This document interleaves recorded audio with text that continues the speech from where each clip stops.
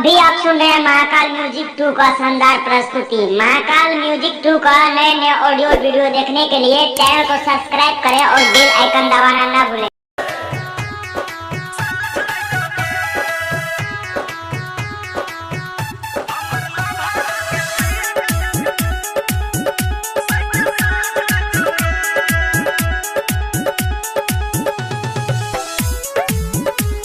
अभी आप सुन रहे हैं रितेश राज का शानदार प्रस्तुति।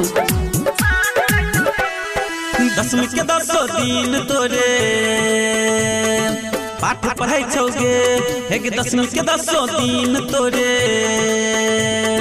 पाठ पढ़ाई छौगे हमर लभर के मैया सके साथ दै छौगे हमर लभर के मैया सके साथ दै छौगे 10वीं के 10 दिन तोरे पाठ पढ़ाई छौगे हमर लभर के मैया सके साथ दै छौगे हमर लभर के मैया सके साथ दै छौगे। डीजे रितेश राज खजन बाजार सिंधाही रोड सुपौल। कॉन्टैक्ट 9204848 140। भैर दशमी ठनने चौरा तौनी रंजल गे हाँ मन में जे छै मनसा का दही सफल गे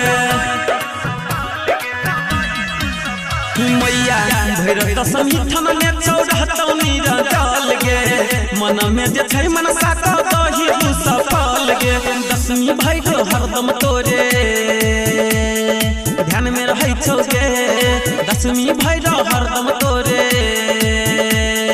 ध्यान में रहै छौगे हमर लभर के मैया सके साथ दै छौगे हमर लभर के मैया सके साथ दै छौगे।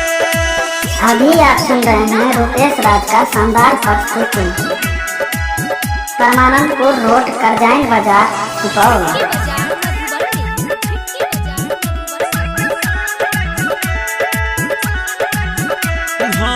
करे छोटी नती सुनही पुकार गे